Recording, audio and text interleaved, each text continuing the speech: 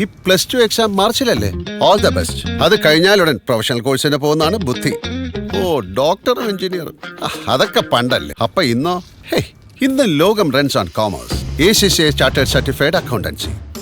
21 വയസ്സിൽ life set. Learn ACCA chartered certified accountancy course only from Indian institute of commerce, Lakshya. അപ്പൊ എങ്ങനെയാ course ഇപ്പൊ തുടങ്ങും? +2 കോമേഴ്സ് തന്നെ ആവണമെന്നില്ല, സയൻസുകാർക്കും ചേരാം.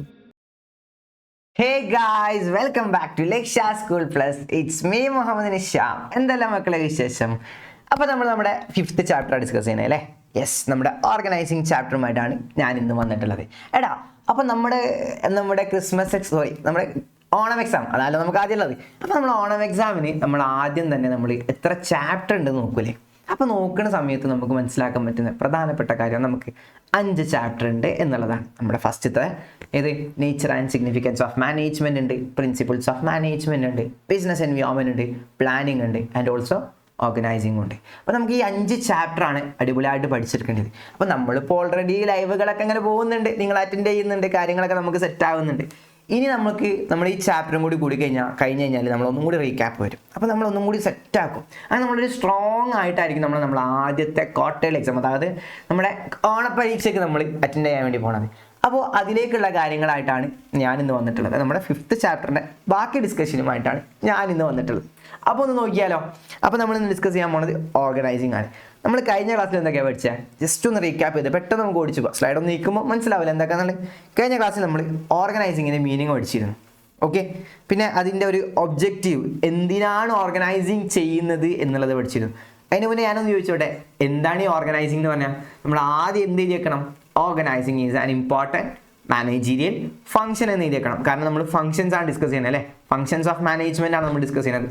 അതിൽ പ്ലാനിങ് നമ്മൾ പഠിച്ചു, ഓർഗനൈസിംഗ് ഇപ്പോൾ നമ്മൾ പഠിക്കുന്നു. അപ്പോൾ നമ്മൾ ആദ്യം എഴുതിക്കേണ്ടത് എന്താ? It is an important managerial function എന്ന് നമുക്ക് എഴുതിയേക്കാൻ പറ്റും. ഇനി അതേപോലെ തന്നെ ബാക്കിയുള്ള കാര്യങ്ങൾ എന്താണ് ഓർഗനൈസിങ് എന്നുള്ളത് നമ്മൾ ഡീറ്റെയിൽ ആയിട്ട് പഠിക്കണം. അപ്പോൾ ഓർഗനൈസിങ്ങിൻ്റെ മീനിങ് നമ്മൾ പഠിച്ചിട്ടുണ്ടായിരുന്നു. സാർ ഒന്നും കൂടി ഒന്ന് ഓർമ്മപ്പെടുത്തി തരാം. അതായത് എന്താണ്? ഒരു പ്രോസസ്സാണ്, നമുക്ക് അറിയാലേ. എന്തിൻ്റെ പ്രോസസ്സാണ്? ഐഡൻറ്റിഫൈ ചെയ്യണ പ്രോസസ്സാണ്. എന്തിനാ ഐഡൻറ്റിഫൈ ചെയ്യണേ? നമുക്ക് ആവശ്യമുള്ള നമ്മുടെ കമ്പനിയിലെ വർക്കുകൾ എന്തൊക്കെയാണെന്ന് ആദ്യം മനസ്സിലാക്കുക. അതിലേക്കുള്ള റിസോഴ്സസ് നമ്മൾ സെലക്ട് ചെയ്യുക. ഇത് രണ്ടും കൂടി നമ്മൾ എന്താക്കാണ്? വെൽ ആയിട്ട് നമ്മൾ ഓർഗനൈസ് ചെയ്യാൻ. അതിനാണ് നമ്മൾ എന്ത് വിളിക്കുക? ഓർഗനൈസിംഗ് എന്ന് പറയുന്നത്. അതിനാണ് നമ്മൾ പറയുക ഗ്രൂപ്പിംഗ് വേരിയസ് ആക്ടിവിറ്റീസ്. നമ്മൾ ആദ്യം വേരിയസ് ആക്ടിവിറ്റീസ് മനസ്സിലാക്കുന്നു, അതിലേക്ക് വേണ്ടിയ റിസോഴ്സസ് നമ്മൾ കൊണ്ടുവരുന്നു. എന്നിട്ട് നമ്മൾ എന്താക്കും? നമ്മുടെ ഒരു ഒബ്ജക്റ്റീവിനനുസരിച്ച് നമ്മൾ മുന്നോട്ട് പോയിട്ട് അത് പ്രോപ്പറായിട്ട് നമ്മൾ ഡീൽ ചെയ്തിട്ട് നമ്മുടെ ഒബ്ജക്റ്റീവ് നേടിയെടുക്കുന്നു. അപ്പോൾ ഈ ഒരു സിസ്റ്റമാറ്റിക് ആയിട്ടുള്ള ഈ ഒരു വേ നമുക്ക് എന്ത് വിളിക്കാം? ഓർഗനൈസിംഗ് എന്നുള്ള പേര് വിളിക്കാം. ഓക്കെ, പിന്നെ നമ്മൾ ഇതിൻ്റെ ഒരു ഒബ്ജക്റ്റീവ് പറഞ്ഞു. എന്തിനാ നമ്മൾ ഈ ഓർഗനൈസിങ് ചെയ്യുന്നത് എന്നുള്ളത് പറഞ്ഞു. എന്തിനാ?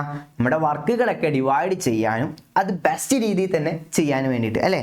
നമ്മളെന്തിനാ വർക്കുകൾ ഡിവൈഡ് ചെയ്യാൻ, ടോട്ടൽ വർക്കുകളെ ഡിവൈഡ് ചെയ്യാനും അത് വെൽ ഡിഫൈൻഡ് ജോബുകളാക്കിയിട്ട് നമുക്ക് ചെയ്യാനും വേണ്ടിയിട്ട്. അതും എങ്ങനെ? പ്രോപ്പർ കോർഡിനേഷനോടെയും നല്ലൊരു കോപ്പറേഷനോട് കൂടിയിട്ടുമാണ് നമുക്ക് ചെയ്യേണ്ടത്. അതിന് വേണ്ടിയിട്ടാണ്. അപ്പോൾ ഇത്രയും കാര്യങ്ങളാണ് നമ്മൾ ഫസ്റ്റ് ഡിസ്കസ് ചെയ്തത്. അതിനുശേഷം നമ്മൾ ജോർജ് ആർ ടെറി, ഓർമ്മ ഉണ്ടോ? GR ടെറിൻ്റെ ഡെഫിനീഷൻ പഠിച്ചു. ഞാൻ പറഞ്ഞിട്ടുണ്ട് നിങ്ങളോട്, നമ്മൾ മീനിങ് പഠിക്കുന്നതിനേക്കാൾ കൂടുതൽ എന്ത് പഠിക്കാൻ നല്ലത്? ഡെഫിനീഷൻസ് പഠിക്കണം. കാരണം നമ്മൾ മീനിങ് കുറേ വാരി വലിച്ചതിനേക്കാളൊക്കെ ഏറ്റവും മികച്ചത് നമ്മൾ ആ ഡെഫിനീഷൻ കറക്റ്റായിട്ട് നമ്മൾ എഴുതി വെച്ചാൽ അത് മതി നമുക്ക് ആൻസർ കറക്റ്റ് ആവാൻ. ഓക്കെ, അപ്പോൾ നമ്മൾ ജോർജ് ആർ ടെറിൻ്റെ ഡെഫിനീഷൻ പഠിച്ചിരുന്നു അല്ലേ? ഇതിൽ ഇദ്ദേഹം പറഞ്ഞ എന്താ? Work, person, work place. ഇതിനെ മൊത്തത്തിനെ നമ്മൾ എന്താക്കാണ്? എഫക്റ്റീവായിട്ട് നമ്മൾ കൊണ്ടുവരാണ്. ഓക്കെ, അതിനെ നമുക്ക് എന്ത് വിളിക്കാം? ഡെഫിനിഷൻ നമ്മൾ ഓർഗനൈസിങ് എന്നുള്ള പേരിൽ പറയാൻ പറ്റും. ഓക്കെ, പിന്നെ നമ്മൾ ഇതിൻ്റെ സ്റ്റെപ്സ് പഠിച്ചിരുന്നു കഴിഞ്ഞ ക്ലാസ്സിൽ അല്ലേ? 4 സ്റ്റെപ്പുകൾ നമുക്കുണ്ട്. ഏതൊക്കെയാണ്? Identification and division of work ഉണ്ടായിരുന്നു, ഗ്രൂപ്പിംഗ് ദി ജോബ് ആൻഡ് ഡിപ്പാർട്ട്മെൻറ്റലൈസേഷൻ ഉണ്ടായിരുന്നു, അസൈൻമെൻറ്റ് ഓഫ് ഡ്യൂട്ടീസ് ഉണ്ടായിരുന്നു, എസ്റ്റാബ്ലിഷിംഗ് റിപ്പോർട്ടിംഗ് റിലേഷൻഷിപ്പ് ഉണ്ടായിരുന്നു. ഇത്രയും കാര്യങ്ങളാണ് അതിൻ്റെ സ്റ്റെപ്സ് ആയിട്ട് നമ്മൾ പഠിച്ചത്. ക്ലിയർ ആണല്ലോ? ഇനി നമ്മൾ ഡിസ്കസ് ചെയ്യാൻ പോകുന്നത്, ഇപ്പോൾ കഴിഞ്ഞ ക്ലാസ്സിൽ നമ്മൾ ഓരോന്നും ഡീറ്റെയിൽ ആയിട്ട് പഠിച്ചു, ഓരോന്നും എന്തൊക്കെയാണെന്നുള്ളത്. ഇനി നെക്സ്റ്റ് നമുക്ക് ഇമ്പോർട്ടൻസ് പഠിക്കാം അല്ലേ? What are the importance of ഓർഗനൈസിങ്ങിൻ്റെ ഇമ്പോർട്ടൻസ് എന്തൊക്കെയാണെന്ന് നോക്കാം കേട്ടോ. നമ്മളിവിടെ 7 ഇമ്പോർട്ടൻസ് കൊടുത്തിട്ടുണ്ട്. 7 ഇമ്പോർട്ടൻസിനും കൃത്യതയോട് കൂടിയിട്ട് പഠിച്ചു പോവാം. കൃത്യമായിട്ട് നമുക്ക് പഠിച്ചു പോവാം. എന്തൊക്കെയാണ്? ഫസ്റ്റ് എന്താ കൊടുത്തത്? Benefits of division of work and specialisation. രണ്ടാമത്തത് ക്ലാരിറ്റി ഇൻ വർക്കിംഗ് റിലേഷൻഷിപ്പ്. മൂന്നാമത്തത് ഒപ്റ്റിമം യൂട്ടിലൈസേഷൻ ഓഫ് റിസോഴ്സസ്. നാലാമത്തത് എന്താ? അഡാപ്റ്റേഷൻ ടു ചേഞ്ച്, അഞ്ചാമത്തത് എഫക്റ്റീവ് അഡ്മിനിസ്ട്രേഷൻ, ആറാമത്തത് ഡെവലപ്മെൻറ്റ് ഓഫ് പേഴ്സണൽ, ഏഴാമത്തത് എക്സ്പാൻഷൻ ആൻഡ് ഗ്രോത്ത്. അപ്പോൾ നമ്മൾ കമ്പനിയിൽ നമ്മൾ ഓർഗനൈസിംഗ് എന്ന് പറഞ്ഞ ആ ഒരു ഫങ്ഷൻ ചെയ്യുന്നതിലൂടെ നമുക്ക് കിട്ടുന്ന ഗുണങ്ങൾ, അതാണ് എന്ത് ഇമ്പോർട്ടൻസ് കൊണ്ട് ഉദ്ദേശിച്ചത്. അപ്പോൾ നമ്മളിത് ഈ കാര്യങ്ങളൊക്കെ ചെയ്താൽ നമുക്ക് ഇത്രയും ബെനിഫിറ്റുകളൊക്കെ ഉണ്ട് എന്ന് നമുക്ക് മനസ്സിലാക്കാൻ പറ്റും. അപ്പോൾ ഇതാണ് എന്ത് ഓർഗനൈസിങ്ങിൻ്റെ ഇമ്പോർട്ടൻസ് ആയിട്ട് പറയുന്നത്. ഇപ്പം ഡീറ്റെയിൽ ആയിട്ട് നോക്കിയാലോ ഓരോന്നും. ഫസ്റ്റ് വേണം എന്താ കൊടുത്തത്, benefits of division of work and specialisation. ഇവിടെ രണ്ട് കാര്യങ്ങളാണ് പറഞ്ഞത്. Benefits of division of work ഉണ്ട്, സ്പെഷ്യലൈസേഷനും ഉണ്ട്. ഓക്കെ, നമ്മൾ രണ്ട് കാര്യങ്ങളാണ് ഇവിടെ ചെയ്യുന്നത്. അപ്പോൾ നമ്മൾ ഓർഗനൈസിങ് ചെയ്യുമ്പോൾ നമുക്ക് എന്ത് കിട്ടും, ഡിവിഷൻ ഓഫ് വർക്ക് കിട്ടും. നമ്മുടെ ഹെൻറി ഫയോൾ നമ്മളോട് പറഞ്ഞിട്ടുണ്ട്, നിങ്ങളെ വർക്കുകളെ ഡിവൈഡ് ചെയ്ത് കൊടുക്കാം അല്ലേ. പ്രിൻസിപ്പിൾസിൽ നമ്മൾ പഠിച്ചിട്ടുണ്ട്, 14 പ്രിൻസിപ്പിൾ നമ്മൾ പഠിച്ചിട്ടുണ്ട്, ഡിവിഷൻ ഓഫ് വർക്ക് എന്നുള്ളത് പഠിച്ചിട്ടുണ്ട്. അപ്പോൾ നമ്മളെന്താക്കാണ്, കമ്പനിയിൽ എത്ര വർക്ക് ഉണ്ടോ അതനുസരിച്ചിട്ട് നമ്മൾ വർക്കുകൾ ഡിവൈഡ് ചെയ്ത് കൊടുക്കുകയാണ്. കമ്പനിയിൽ ഇപ്പോൾ ഒരു 10 വർക്ക് ഉള്ളതെന്നുണ്ടെങ്കിൽ 10 എംപ്ലോയീസ് മതി, 10 എംപ്ലോയീസിലേക്ക് സ്പ്ലിറ്റ് ചെയ്ത് കൊടുക്കാം. ഓക്കെ, ഇനിയിപ്പോൾ അത് 100 ആണെങ്കിൽ 100 എംപ്ലോയീസിനെ വെച്ചിട്ട് സ്പ്ലിറ്റ് ചെയ്ത് കൊടുക്കാം. 1000 വർക്ക് ഉണ്ടെങ്കിൽ 1000 എംപ്ലോയീസിനെ വെച്ച് സ്പ്ലിറ്റ് ചെയ്ത് കൊടുക്കാം. അങ്ങനെ വർക്കുകൾ എന്താക്കണം, ഡിവൈഡ് ചെയ്യണം.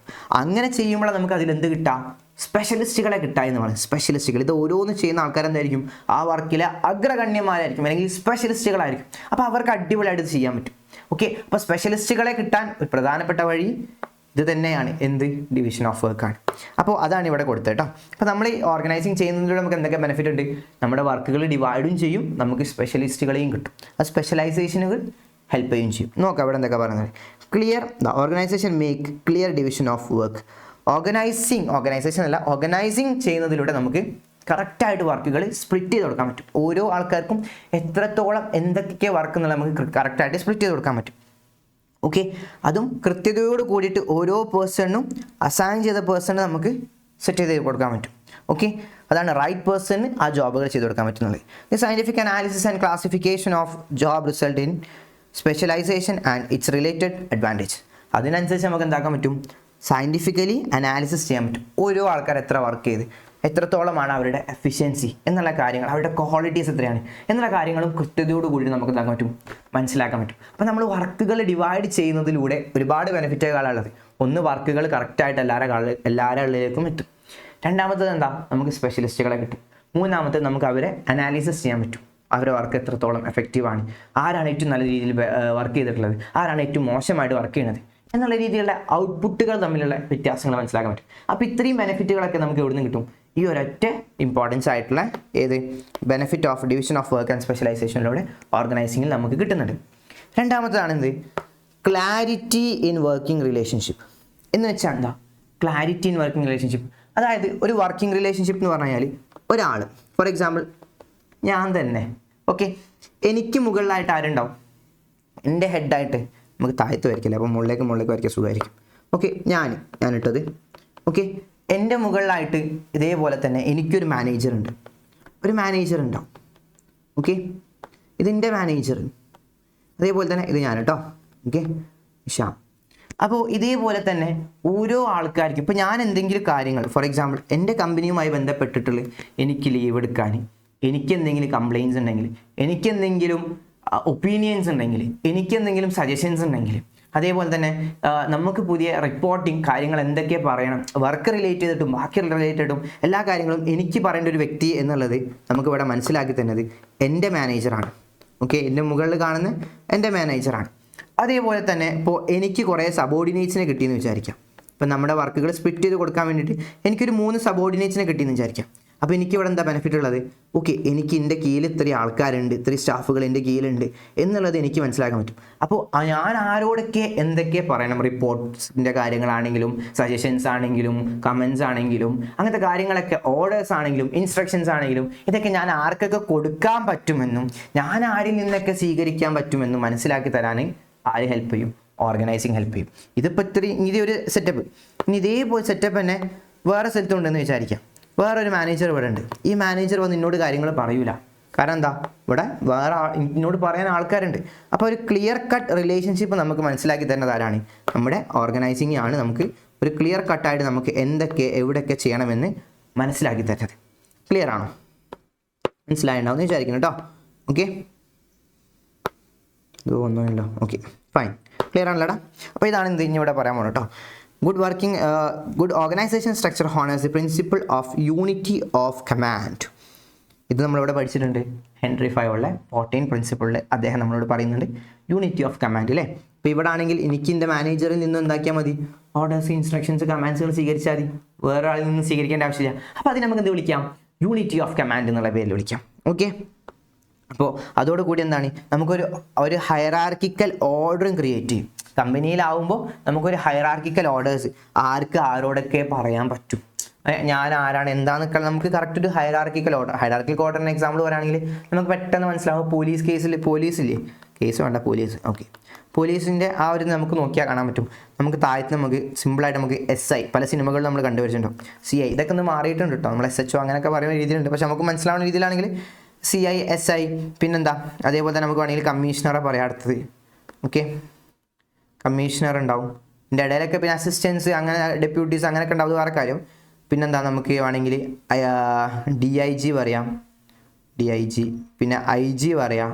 അങ്ങനെ ഒരു ഓർഡർ ഉണ്ടാവും, എല്ലാത്തിനും ഒരു ഓർഡർ ഉണ്ടാവും. അപ്പോൾ ഇതൊരു ഹൈറാർക്കി അല്ലേ, ടോപ്പ് ടു ലോവർ എന്ന് പറഞ്ഞിട്ടുള്ളൊരു ഹൈറാർക്കിയാണ്. എൻ്റെ ടോപ്പ് വേർഡാണ്, ഞാൻ തലകുത്തന്നെ എഴുതുന്നുള്ളൂ.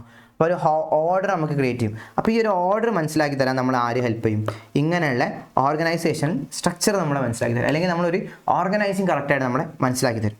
ഓക്കെ, ക്ലിയർ ആണല്ലോ. അതുകൊണ്ട് തന്നെ എന്താണ്, നമുക്ക് ഓരോ ആൾക്കാർക്കും റെസ്പോൺസിബിലിറ്റീസ് കൊടുക്കാനും and specification of extend of authority, ഓരോ ആൾക്കാർക്കുള്ള അതോറിറ്റീസും എന്തൊക്കെ അതോറിറ്റീസ് കൊടുക്കാൻ പറ്റുമെന്ന് ക്ലിയർ ആയിട്ട് നമുക്ക് മനസ്സിലാക്കി തരാൻ പറ്റും. ഇപ്പോൾ ഇവിടെ തന്നെ എന്നെ സംബന്ധിച്ചിടത്തോളം കുറേ എനിക്ക് എന്തുണ്ടാവും, അതോറിറ്റീസ് ഉണ്ടാവും അല്ലേ. എനിക്ക് ആരോട് അതോറിറ്റീസ് ഉണ്ടാവുക, ഈ താഴെയുള്ള ആൾക്കാരോട് എനിക്ക് കുറച്ച് അതോറിറ്റീസ് ഉണ്ടാവും. അതേപോലെ തന്നെ ഞാൻ എൻ്റെ മാനേജറോട് എന്താക്കണം, ഇവിടെ കാണുന്ന എൻ്റെ മാനേജർക്ക് ഞാൻ എന്താക്കണം, കുറേ റെസ്പോൺസിബിളാണ് അല്ലേ, കുറേ കാര്യങ്ങൾക്ക് ഞാൻ റെസ്പോൺസിബിളാണ് അല്ലേ. അപ്പോൾ അത് പ്രോപ്പറായിട്ട് ചെയ്യാൻ എന്നെ ഹെൽപ്പ് ചെയ്യുന്നത് ആരാ, ഈ ഓർഗനൈസിങ് എന്ന് പറഞ്ഞ സ്ട്രക്ചർ നമ്മുടെ കമ്പനിയിൽ ഉണ്ടായത് കൊണ്ടാണ്. ക്ലിയർ ആണോ, മനസ്സിലായിട്ടുണ്ടോ പറഞ്ഞത്? അപ്പോൾ ഇതാണ് എന്ത്, ഓർഗനൈസിങ്ങിൻ്റെ പ്രധാനപ്പെട്ട ഒരു ബെനിഫിറ്റ്. കറക്റ്റായിട്ട് അതോറിറ്റിയും കറക്റ്റായിട്ട് റെസ്പോൺസിബിലിറ്റിയും മനസ്സിലാക്കി തരാനും ക്ലിയർ കട്ട് റിലേഷൻഷിപ്പ്, ആരോടൊക്കെ എങ്ങനെയൊക്കെ എന്തൊക്കെ പറയുന്നുള്ളതിൻ്റെ കറക്റ്റായിട്ടുള്ളൊരു എന്താ പറയുക, ഒരു ഡെഫിനിഷൻ നമുക്ക് തരുന്നതാണ് നമ്മുടെ ഓർഗനൈസിങ് ആണ്. ക്ലിയർ ആണോ? ഓക്കെ, ഇനി അടുത്തത് എന്താ മീനിങ് പറയുന്നത്, ഓപ്റ്റിമം യൂട്ടിലൈസേഷൻ ഓഫ് റിസോഴ്സസ്. നമുക്കറിയുന്ന കാര്യം അല്ലേ, ഞാൻ തന്നെ ഒരുപാട് വട്ടം പറയുന്നുണ്ട് ഒപ്റ്റിമം യൂട്ടിലൈസേഷൻ. എന്താ ഈ ഒപ്റ്റിമം യൂട്ടിലൈസേഷനെ കൊണ്ട് ഉദ്ദേശിക്കുന്നത്? അതായത് മക്കളെ, നമുക്ക് മെയിനായിട്ട് പറയുകയാണെങ്കിൽ ആരൊക്കെയുണ്ട് നമ്മുടെ കമ്പനിയിലേക്ക് വരുമ്പോൾ, നമ്മുടെ റിസോഴ്സസ് ആയിട്ട് നമുക്ക് മെൻ എന്നുള്ളൊരു റിസോഴ്സ് ഉണ്ടാവും, മെറ്റീരിയൽ എന്ന് പറഞ്ഞൊരു റിസോഴ്സ് ഉണ്ടാവും അല്ലേ. മെന്ന് കഴിഞ്ഞാൽ മെറ്റീരിയൽ ഉണ്ടാവും, ആൻഡ് ഓൾസോ കാണുന്നുണ്ട് ക്യാപിറ്റൽ എന്ന് പറഞ്ഞിട്ട് റിസോഴ്സസ് ഉണ്ട്. ഇതൊക്കെ വളരെ പ്രധാനപ്പെട്ട നമ്മുടെ കമ്പനിക്ക്. ഇതൊക്കെ നമ്മൾ റിസോഴ്സിൻ്റെ ഉൾപ്പെടുത്തണം. കാരണം ഹ്യൂമൻസ് ആണ് എന്ത്, വൺ ഓഫ് ദി മേജർ ആക്കപ്പെട്ടിട്ടുള്ള ഒരു റിസോഴ്സാണ് ആര്, നമ്മുടെ മെൻ എന്ന് പറഞ്ഞത്. അതേപോലെ തന്നെ അടിപൊളിയായിട്ടുള്ള മറ്റൊരു റിസോഴ്സാണ് എന്ത്, നമ്മുടെ മെറ്റീരിയൽസ് ഒക്കെ. ആൻഡ് ഓൾസോ ഇതിനേക്കാളൊക്കെ വളരെ ഉപകാരപ്പെടുന്ന അല്ലെങ്കിൽ ഏറ്റവും കൂടുതൽ ഇമ്പോർട്ടൻ്റ് ഒരു സാധനമാണ് എന്ത്, നമ്മുടെ ക്യാപിറ്റൽ എന്ന് പറയുന്നത്. ഇതിന് മൂന്നെണ്ണത്തിനും എന്തെങ്കിലും സംഭവിച്ചു പോയി കഴിഞ്ഞാൽ കമ്പനി വേഗം ലോസിലേക്ക് പോകും, ഉറപ്പായിട്ടും വരും. അപ്പോൾ അതില്ലാതിരിക്കുകയാണെങ്കിൽ അതിനെ പ്രോപ്പറായിട്ട് നമ്മൾ എന്താക്കണം, യൂട്ടിലൈസ് ചെയ്യാൻ വേണ്ടി പഠിക്കണം. ഓക്കെ, നമുക്ക് എന്താ ഇവിടെ കൊടുത്തത് നോക്കാം. അതായത് ഇവിടെ പറയുന്നത് എന്താ, organising leads to the proper usage of all material, financial and human resources. തന്നെയാണ് ഇവിടെ പറയുന്നത് മെറ്റീരിയൽ ക്യാപിറ്റൽ എന്ന് പറയുന്നത്. അപ്പോൾ നമ്മൾക്ക് എന്തൊക്കെയാണ് റിസോഴ്സസ് ഉണ്ടോ, അതെന്തൊക്കെയാവട്ടെ, ഹ്യൂമൻ റിസോഴ്സ് ആവട്ടെ, അല്ലെങ്കിൽ എന്താ മെറ്റീരിയൽ ആയ റിസോഴ്സസ് ആവട്ടെ, ഫിനാൻഷ്യൽ റിസോഴ്സസ് ആവട്ടെ, അതൊക്കെ പ്രോപ്പറായിട്ട് യൂസ് ചെയ്യാൻ നമ്മൾ എന്ത് ഹെൽപ്പ് ചെയ്യും, ഓർഗനൈസിങ് ഹെൽപ്പ് ചെയ്യും. എങ്ങനെ ഹെൽപ്പ് ചെയ്യുക, അതായത് നമ്മളിതാ proper assignment of jobs, avoid overlapping of work. നമ്മളിപ്പോൾ കുറച്ച് ആൾക്കാർക്ക് വർക്ക് കൊടുത്തിക്കണം, ഓക്കെ, ആ വർക്ക് പ്രോപ്പറായിട്ട് അവർ ചെയ്യുന്നുണ്ട്, ചെയ്തോട്ടെ അല്ലേ. അപ്പോൾ അവരിങ്ങനെ ചെയ്തുകൊണ്ടിരിക്കുന്ന സമയത്ത് നമുക്ക് പിന്നെ എന്താക്കേണ്ട ആവശ്യമില്ല, വീണ്ടും ഒരാൾ നമ്മൾ കറക്റ്റായിട്ട് അസൈൻ ചെയ്തിരിക്കുന്നത്, ഇന്ന ആൾക്ക് ഈ മനുഷ്യനിക്ക് നമ്മളെന്താക്കി ഒരു 5 മണിൻ്റെ ഉള്ളിൽ തീർക്കാൻ വേണ്ടിയിട്ട് നമ്മളെന്താക്കി ഒരു 100 യൂണിറ്റ് വർക്ക് കൊടുത്ത്, അല്ലെങ്കിൽ 100 വർക്ക് കൊടുത്തു എന്ന് പറയാം. അപ്പോൾ ആ വർക്ക് ആർക്ക് കൊടുത്താൽ മതി, മൂപ്പര്. നമ്മുടെ കയ്യിൽ ടോട്ടൽ ഒരു 1000 വർക്ക് ഉണ്ടെന്ന് വിചാരിക്കാം. ഈ 1000 വർക്കിനെ നമ്മളെന്താക്കി ഡിവൈഡഡ് ഇൻറ്റു 10 പീസസ്, 10 ഭാഗങ്ങളാക്കി നമ്മൾ ഡിവൈഡ് ചെയ്ത് 10 എന്താണ് ഡിഫറെൻറ്റ് വർക്കുകൾ അസൈൻ ചെയ്ത്. അപ്പോൾ അവർ കറക്റ്റായിട്ട് ഇത് ചെയ്ത് തരുമ്പോൾ നമുക്ക് ഓവർലാപ്പിംഗ് വീണ്ടും ചെയ്യുന്നത് നമ്മൾ എന്ത് പറയാം, ഓവർലാപ്പിംഗ് എന്താണ്, തുടർച്ചയായിട്ട് നമ്മൾ വീണ്ടും ചെയ്യാം. അങ്ങനത്തെ പരിപാടികൾ നമുക്ക് എന്താക്കാൻ പറ്റും, ഒഴിവാക്കാൻ പറ്റും. Okay, also makes possible the best use of resources. അത് മാത്രമല്ല നമ്മുടെ റിസോഴ്സസിനെ നല്ല രീതിയിൽ ഉപയോഗിക്കാൻ, എങ്ങനെയൊക്കെ ഉപയോഗിക്കാൻ പറ്റുമോ, ഏറ്റവും മികച്ച രീതിയിൽ എങ്ങനെ ഉപയോഗിക്കാൻ പറ്റുമോ അതിനെ നമ്മളെ ഹെൽപ്പ് ചെയ്യും. Avoidance of duplication of work, അതാണ് എന്ത് ഓവർലാപ്പിംഗ് എന്ന് പറഞ്ഞത് കേട്ടോ. അത് കാരണം കൊണ്ട് അവോയ്ഡൻസ്, നമ്മൾ ഈ ഒരു ഡ്യൂപ്ലിക്കേഷൻ ഓഫ് വർക്കുകൾ ഒഴിവാക്കുന്നതിലൂടെ നമുക്ക് കൺഫ്യൂഷൻസ് ഉണ്ടാവില്ല, എങ്ങനെയൊക്കെ എന്തൊക്കെ ചെയ്യണം എന്നുള്ളത്. വേസ്റ്റേജുകൾ മിനിമൈസ് ചെയ്യാനൊക്കെ പറ്റും. ഓക്കെ, അപ്പോൾ അതിനൊക്കെ ഏറ്റവും മികച്ച ഉദാഹരണമാണ് എന്ത് ഒപ്റ്റിമം യൂട്ടിലൈസേഷൻ ഓഫ് റിസോഴ്സസ് എന്ന് പറയുന്നത്. അപ്പോൾ അതിനെ നമ്മളെ ഹെൽപ്പ് ചെയ്യുന്നത് ആരാണ്? നമ്മുടെ ഓർഗനൈസിംഗ് ആണ്. അതൊരു വളരെ ഇമ്പോർട്ടൻ്റ് ആയിട്ടുള്ളൊരു കാര്യം കേട്ടോ. അതുകൊണ്ട് നമ്മൾ ഇമ്പോർട്ടൻസിൽ വെച്ച്. ഇനി അടുത്തതാണ് എന്ത് അഡാപ്റ്റേഷൻ ടു ചേഞ്ച്. നമ്മൾ ചേഞ്ചിങ് സിറ്റുവേഷനിലാണോ ജീവിക്കുന്നത്? ആണോ? ഒന്ന് ആലോചിച്ച് നോക്കി.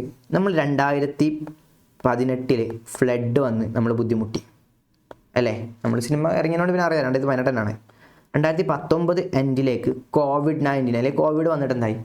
ബുദ്ധിമുട്ടായി. അതെല്ലാം കൂടി കഴിയുമ്പോഴത്തേക്ക് 2022 ആയിക്കിന് അല്ലേ? 22-23 കഴിച്ചാകുമ്പോഴത്തേക്ക് 22-23 ആ ഒരു പീരീഡ് സമയത്ത് നമുക്ക് ആര് വന്ന് 23 കൂടി കൊടുക്കാം അല്ലേ? 23 പീരീഡ് സമയത്ത് നമുക്ക് ആര് വന്ന് നിപ്പ വൈറസ് എന്ന സമയം വന്ന് അല്ലേ? ഇതൊക്കെ കഴിഞ്ഞ് ഇതിൻ്റെ ഇടയിൽ കൂടെ 2017 നോക്കുകയാണെങ്കിൽ നമുക്ക് ആര് വന്ന് GST വന്ന്. അത് ഗവൺമെൻറ്റിൻ്റെ ഒരു ഇതാണ് സാധനം വന്നതാണ്. അതിൻ്റെ ഭാഗമായിട്ട് കുറേ ആൾക്കാർ ബുദ്ധിമുട്ടൊക്കെ ആയി. അതിൻ്റെ മുന്നേ എന്ത് വന്ന് ഡീമോണിറ്റൈസേഷൻ വന്ന് അല്ലേ? ഇതൊക്കെ വന്നതോടുകൂടി എന്തായി? നമ്മളൊരു എന്തിലാണ് നിൽക്കുന്നത്? ചേഞ്ചിങ് സിറ്റുവേഷനിലാണ്. എന്തും സംഭവിക്കാൻ പറ്റുന്ന ഒരു സിറ്റുവേഷനിലാണ് നമ്മൾ ജീവിക്കുന്നത് അല്ലേ? അപ്പോൾ അതിനനുസരിച്ച് നമ്മൾ മാറണം. എന്നാലേ നമ്മുടെ ബിസിനസ്സിൽ എന്തുണ്ടാവുള്ളൂ? പിടിച്ചു നിൽക്കാൻ പറ്റുള്ളൂ, ഗ്രോത്ത് ഉണ്ടാവുള്ളൂ. അപ്പോൾ ആ ഗ്രോത്ത് ഉണ്ടാകാൻ വേണ്ടിയിട്ട് നമ്മളെ ഹെൽപ്പ് ചെയ്യണത് ആരാണ്? നമ്മുടെ ബിസിനസ്സിലെ മാനേജ്മെൻറ്റിലെ ഏറ്റവും പ്രധാനപ്പെട്ട ഫംഗ്ഷൻ ആയിട്ടുള്ള ഓർഗനൈസിങ് ആണ്. എങ്ങനെ നമുക്ക് പ്രോപ്പറായിട്ട് എന്താക്കാൻ പറ്റും? ഫ്ലെക്സിബിൾ ആക്കാൻ പറ്റും. നമ്മൾ കാര്യങ്ങൾ മുൻകൂറായിട്ട് നമ്മളെ മനസ്സിലാക്കാനും എന്തൊക്കെ എവിടെയൊക്കെ മാറ്റങ്ങൾ വരുത്തണം, ഇനി വന്നു കഴിഞ്ഞാൽ എന്തൊക്കെ ചേഞ്ചസ് കൊടുക്കാം എന്നൊക്കെ നമ്മൾ മനസ്സിലാക്കി മുൻകൂറായിട്ട് കാര്യങ്ങൾ ചെയ്യാൻ ഹെൽപ്പ് ചെയ്യുന്നത് ഓർഗനൈസിങ് ആണ്. It can be modified according to the changes in the business എൻവയോൺമെൻറ്റിൽ മാറ്റങ്ങൾ വന്നു കഴിഞ്ഞാൽ അതിനനുസരിച്ച് നമുക്ക് എന്താക്കാൻ പറ്റും? അതിൽ ചേഞ്ച് ചെയ്യാൻ പറ്റും അല്ലേ? ബിസിനസ് എൻവയോൺമെൻറ്റിൽ നമ്മൾ ഇതിനു മുന്നേ പഠിച്ചിട്ടുണ്ട്. ഏതൊക്കെയാടാ? നമ്മൾ ടെസ്ല എന്ന് പറഞ്ഞൊരു വാക്കിൽ നമ്മൾ പഠിച്ചിട്ടുണ്ടായിരുന്നു. ടെസ്ലേൻ്റെ ആക്കിയിട്ട് P ആക്കാൻ പറഞ്ഞു അല്ലേ? നമ്മൾ എന്താ പറയുക? Technological environment, economic environment, social environment, legal environment, political environment. ഇതിലെന്തെങ്കിലും ഒരു മാറ്റം വന്നു കഴിഞ്ഞാൽ അത് ആരെ ബാധിക്കും? നമ്മുടെ ബിസിനസ്സിനെ ബാധിക്കും. അതുകൊണ്ടാണ് ബിസിനസ് എൻവയോൺമെൻറ്റ് എന്ന് വിളിക്കുന്നത്. അപ്പം ഇതിനെ എഫക്റ്റ് ചെയ്യാത്ത രീതി, ഇതിൽ എഫക്റ്റ് വന്നു കഴിഞ്ഞാലും അത് നമ്മളെ ബാധിക്കാത്ത രീതിയിൽ നമ്മൾ മുന്നോട്ട് പോകണമെങ്കിൽ we should have A proper organising. Okay, അപ്പോൾ അത് നമ്മളെ ഹെൽപ്പ് ചെയ്യുന്നത് ആരാണ്? ഓർഗനൈസിങ് ആണ്. പ്രോപ്പറായിട്ട് കാര്യങ്ങൾ മുൻകൂറായിട്ട് പോയിട്ട് നമ്മൾ ഇതിൽ അഡാപ്റ്റ് ചെയ്ത് പോകാൻ സിറ്റുവേഷൻസ് എന്തും ആയിക്കോട്ടെ വി വിൽ സർവൈവ്. അപ്പോൾ അതിനു വേണ്ടി നമ്മളെ ഹെൽപ്പ് ചെയ്യുന്നത് ആരാണ്? ഈ പറഞ്ഞ ഓർഗനൈസിങ് ആണ്. That's the one. And next one is effective administration. എന്താ എഫക്റ്റീവ് അഡ്മിനിസ്ട്രേഷൻ എന്ന് പറഞ്ഞാൽ നമ്മൾ കറക്റ്റായിട്ട് നമുക്ക് ജോബും ഡ്യൂട്ടീസും എന്താണെന്ന് നമ്മൾ ഓരോ ആൾക്കാർക്കും പറഞ്ഞു കൊടുത്തിട്ടുണ്ടെന്ന് വിചാരിക്കാം. നമ്മുടെ കമ്പനിയിലെ ഓരോ ആൾക്കാർക്കും അവരുടേതായിട്ടുള്ള ജോബ് എന്തൊക്കെയാണ്, നിങ്ങൾ എന്തൊക്കെയാണ് ഡ്യൂട്ടീസ് ഉണ്ട്, അതോറിറ്റീസ് എന്തൊക്കെയുണ്ട്, റെസ്പോൺസിബിലിറ്റീസ് ഉണ്ട് എന്നൊക്കെ നമ്മൾ അവർക്ക് കറക്റ്റായിട്ട് പറഞ്ഞു കൊടുത്തിട്ട് വിചാരിക്കാം. അവർ കാര്യങ്ങൾ പ്രോപ്പറായിട്ട് റൺ ചെയ്യും അല്ലേ? പ്രോപ്പറായിട്ട് അവർ ചെയ്ത് കഴിഞ്ഞാൽ ഓട്ടോമാറ്റിക്കലി ഫൈനൽ റിസൾട്ട് എന്തായിരിക്കും? നമ്മൾ വിചാരിച്ച പോലെ നടക്കും. അപ്പോൾ നമ്മുടെ അഡ്മിനിസ്ട്രേഷൻ സ്ട്രക്ചറിൻ്റെ പ്രത്യേകത ആണ്. നമ്മൾ റൂൾ ചെയ്യുന്ന അല്ലെങ്കിൽ നമ്മൾ ആ ഒരു കമ്പനിയിലെ മൊത്തം കാര്യങ്ങൾ നമ്മൾ മുന്നോട്ട് വെച്ച ആശയത്തിൻ്റെ ഒരു ബെനിഫിറ്റാണെന്ത് നമുക്ക് ആ ഫൈനൽ ഔട്ട്പുട്ട് കിട്ടുന്നത്. അതുകൊണ്ട് തന്നെ നമുക്ക് കൺഫ്യൂഷൻസ് ഉണ്ടാവില്ല. വർക്ക് എന്ത് ചെയ്യണം, എങ്ങനെ ചെയ്യണം എന്നില്ല. അപ്പം നമുക്ക് ചോദിച്ചാൽ ഇതാര് ചെയ്ത വർക്കാണ്, അവരെ വിളിക്കുക, ബുദ്ധിമുട്ടുണ്ടെങ്കിൽ അവർ പറയാം, ക്ലിയർ ആക്കി കൊടുക്കുക അല്ലേ? അതേമാതിരി ഡ്യൂപ്ലിക്കേഷൻസ് ഉണ്ടാവില്ല. നമുക്ക് കറക്റ്റായിട്ട് അസൈൻ ചെയ്ത് കൊടുത്താൽ ഡ്യൂപ്ലിക്കേഷൻസ് ഉണ്ടാവില്ല. അപ്പോൾ അങ്ങനെയൊക്കെ ഇരിക്കുന്ന സമയം അതുകൊണ്ട് തന്നെ നമുക്ക് എന്താണ് എല്ലാവർക്കും വർക്ക് വളരെ ഈസി ആവും. നമ്മുടെ മാനേജ്മെൻറ്റ് സൈഡും വളരെ എഫക്റ്റീവ് ആയും ചെയ്യും. അപ്പോൾ ടോട്ടലി ഒരു ഫൈനൽ റിസൾട്ട് എന്താവും? അടിപൊളിയായിട്ട് വരും. അപ്പോൾ അതിനു വേണ്ടി ഹെൽപ്പ് ചെയ്യണം നമ്മളെ ഓർഗനൈസിങ് ആണ്. ഇതിനാണ് നമ്മൾ എന്ത് വിളിച്ചത്? എഫക്റ്റീവ് അഡ്മിനിസ്ട്രേഷൻ എന്ന് വിളിച്ചത്. ഇനി അടുത്ത എന്താ? Development of personal. ഇത് നമ്മുടെ ഹെൻറി ഫയൽ പറഞ്ഞതാണ് അല്ലേ? Development of his or her development of tenure all development of personal എന്നുള്ളൊരു വാക്ക് ആര് പറയുന്നുണ്ട്? ഹെൻറി ഫയൽ പറയുന്നുണ്ട് അല്ലേ? ഓക്കെ, അപ്പോൾ ഇതിൽ അദ്ദേഹം പറഞ്ഞത് നമ്മളോട് ഇവിടെ എന്താ ഉദ്ദേശിക്കുന്നത്? ഓരോ ഡെലിഗേറ്റ്സ് എന്തിനാണ് വരുന്നത്? ഡെലിഗേറ്റ്സ് മീൻസ് നമ്മളെ കാൻഡിഡേറ്റ്സ് അല്ലെങ്കിൽ എന്താ എംപ്ലോയീസ്, ഇവരൊക്കെ വരുന്നതിനാ അവരുടേതായിട്ടുള്ള പേഴ്സണലായിട്ടുള്ള കുറേ നീഡുകൾ സാറ്റിസ്ഫൈ ചെയ്യാൻ വേണ്ടിയിരിക്കും അല്ലേ? സോഷ്യൽ നീഡുകൾ ഉണ്ടാവും അവർക്ക്. അപ്പോൾ അത് സാറ്റിസ്ഫൈ ചെയ്യാൻ വേണ്ടിയിട്ടായിരിക്കും. അതേപോലെ തന്നെ എന്താ അവർക്ക് പേഴ്സണൽ ഉണ്ടാവും, സോഷ്യൽ ഉണ്ടാവും, പിന്നെ അവരുടേതായിട്ടുള്ള മറ്റു എന്താ ടെക്നോളജിക്കൽ വാട്ടീസ്. അപ്പോൾ എന്തായാലും ഇവർക്ക് കുറേ നീഡുകൾ ഉണ്ടാവും അല്ലേ? പിന്നെന്താ, അപ്പോൾ ഈ നീഡുകളൊക്കെ ഇവർ സാറ്റിസ്ഫൈ ചെയ്യാൻ വേണ്ടിയിട്ടാണ് ഇവരൊക്കെ കമ്പനിയിലേക്ക് വരുന്നത്.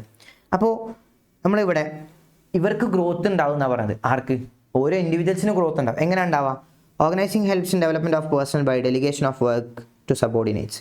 നമുക്ക് വർക്കുകൾ എന്താക്കാൻ നമ്മൾ സബോർഡിനേറ്റ്സിലേക്ക് കൊടുക്കാൻ വേണ്ടിയിട്ട് നമ്മളെ ഹെൽപ്പ് ചെയ്യും. അതായത് ഡെലിഗേഷൻ എന്ന് പറഞ്ഞ സംഭവം, അതായത് നമ്മുടെ ഡ്യൂട്ടീസ് അല്ലെങ്കിൽ നമ്മുടെ വർക്കുകൾ എന്താക്കണം, നമ്മുടെ അതോറിറ്റീസ് എന്താക്കണം, നമ്മൾ ബാക്കിയുള്ളതിലേക്ക് സ്പ്ലിറ്റ് ചെയ്ത് കൊടുക്കണം.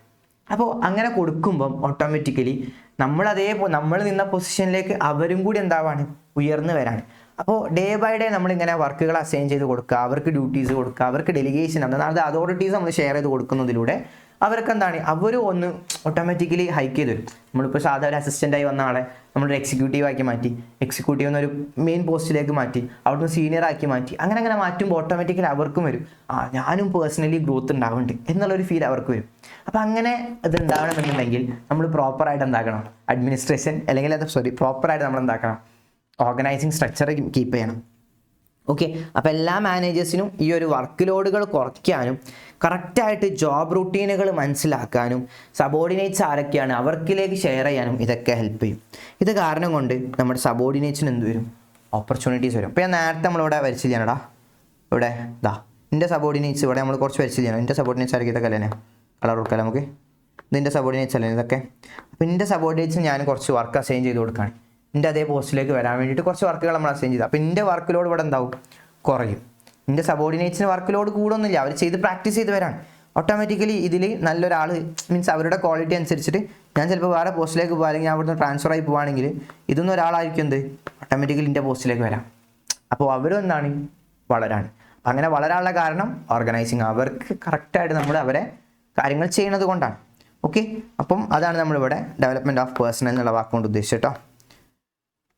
ഇനി അടുത്തതാണ് എന്ത്, എക്സ്പാൻഷൻ ആൻഡ് ഗ്രോത്ത്. എന്താ ഈ എക്സ്പാൻഷൻ ആൻഡ് ഗ്രോത്ത് എന്ന് പറഞ്ഞാൽ ഇവിടെ പ്രധാനമായിട്ട് നമ്മൾ പറഞ്ഞത് organisation provide the frame work within which an enterprise can expand and growth. Automatically എന്താണ്, നമ്മളെ കമ്പനി വളരും അല്ലേ.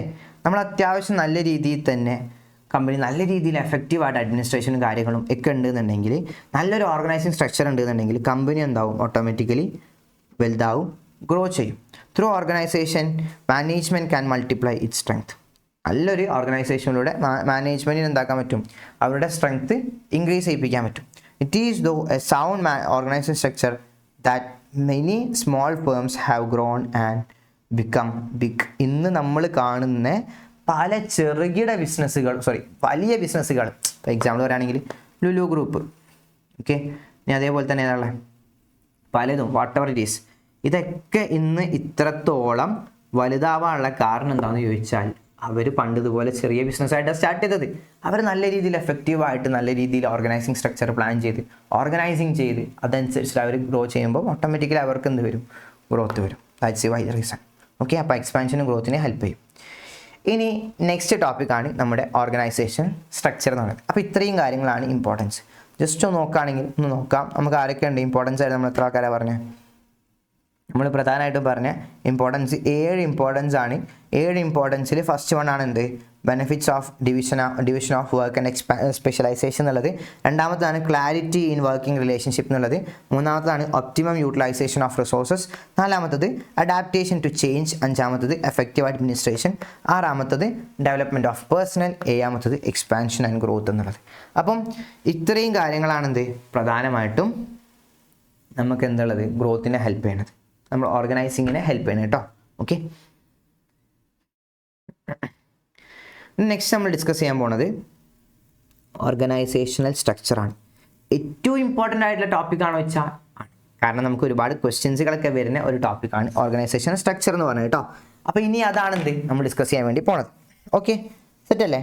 നോക്കിയാൽ എന്നാൽ അപ്പോൾ എന്താണ് ഓർഗനൈസേഷണൽ സ്ട്രക്ചർ എന്ന് ചോദിച്ചാൽ, നമ്മൾ ഓർഗനൈസിങ് ചെയ്യണതിന് ഒരു രീതിയുണ്ട്, ഒരു പ്ലാൻ ഉണ്ട്, അല്ലെങ്കിൽ നമ്മൾ സിമ്പിളായിട്ട് പറയുകയാണെങ്കിൽ ഒരു ഫ്രെയിം വർക്ക് ഉണ്ടാവും.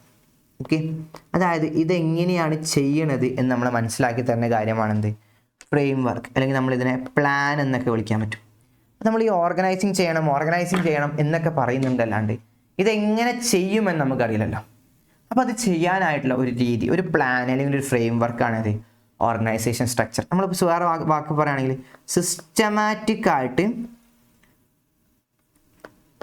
നമ്മൾ എന്താക്കാണ്, പ്ലാൻ ചെയ്യണതാണെന്ത് ഓർഗനൈസേഷൻ സ്ട്രക്ചർ. സിസ്റ്റമാറ്റിക് ആയിട്ട് നമ്മളവിടെ വെക്കുകയാണ്, നമ്മൾ സിസ്റ്റമാറ്റിക് വേ കണ്ടെത്താണ്. ഓർഗനൈസിങ് ചെയ്യാൻ ഒരു സിസ്റ്റമാറ്റിക് ആയിട്ടുള്ള ഒരു ഫ്രെയിം വർക്ക് ക്രിയേറ്റ് ചെയ്യാൻ നമുക്ക് എന്ത് വിളിക്കാം? ഓർഗനൈസേഷണൽ സ്ട്രക്ചർ എന്ന് വിളിക്കാം. ഓക്കെ, ഇനി അതെങ്ങനെയാണ് ഇവിടെ പറയുന്നത് വെച്ച് കഴിഞ്ഞാൽ നമുക്കിവിടെ പറയാം എന്തൊക്കെയാണ് മീനിങ് ആയിട്ട് പറഞ്ഞത്. Is the outcome of organising. Best ആയിട്ട് ഓർഗനൈസിങ് പ്രോസസ്സ് ചെയ്യുന്നതിൻ്റെ റിസൾട്ടാണ് എന്ത്? നമ്മുടെ ഓർഗനൈസേഷൻ സ്ട്രക്ചർ എന്ന് പറയുന്നത്. അതൊരു റിസൾട്ടാണ്. ഔട്ട്കം എന്നൊക്കെ പറഞ്ഞാൽ റിസൾട്ടാണ്. ബെസ്റ്റായിട്ട് നമ്മൾ ചെയ്യുന്ന ഓർഗനൈസിങ് പ്രോസസ്സിൻ്റെ റിസൾട്ടാണ് എന്ത്? ഓർഗനൈസേഷൻ സ്ട്രക്ചർ എന്ന് പറയുന്നത്. ഓക്കെ, ഇത് നമുക്ക് എങ്ങനെ പറയാം? Structure can be defined as the frame work. ഞാൻ നേരത്തെ പറഞ്ഞില്ലേ, within managerial and operating tasks are performed. നമ്മൾ മാനേജീരിയൽ കാര്യങ്ങൾക്കും ഓപ്പറേറ്റിംഗ് കാര്യങ്ങളും ചെയ്യണതിനെ ഒരു ഫ്രെയിം വർക്ക് ആക്കി തരാണ്. നമുക്ക് ഒരു ഐഡിയ ഉണ്ടാക്കി തരാം. നമുക്കറിയാലോ നമ്മൾക്ക് എന്തൊക്കെയാണ്ടടാ, നമ്മളിങ്ങനെ മാനേജ്മെൻറ്റ് എങ്ങനെ ഡിവൈഡ് ചെയ്ത് കഴിഞ്ഞാൽ ഇതൊക്കെ മാനേജീരിയൽ കാര്യങ്ങളാണ്. ഇതിൻ്റെ താഴത്താണ് എന്ത് നടക്കുക? എല്ലാവിധ ലോവർ ലെവൽ കാര്യങ്ങളും ഇവിടെ നടക്കുക അല്ലേ? എല്ലാവിധ സൂപ്പർവിഷനും കാര്യങ്ങളും ഫോർമാന് കാര്യങ്ങൾ, അതായത് അങ്ങനത്തെ നമ്മൾ ഓപ്പറേറ്റിംഗ് ടാസ്കുകൾ എന്ന് വേണേൽ വിളിക്കാൻ പറ്റും അല്ലേ? അങ്ങനത്തെ കാര്യങ്ങൾ മൊത്തം നടക്കുന്നത് എവിടെയാണ്? ഒരു ലെവലിൻ്റെ താഴത്താണ് അല്ലേ? ഓപ്പറേറ്റിംഗ് എന്ന് പറയുമ്പോൾ ഇവിടെ വിളിക്കാം.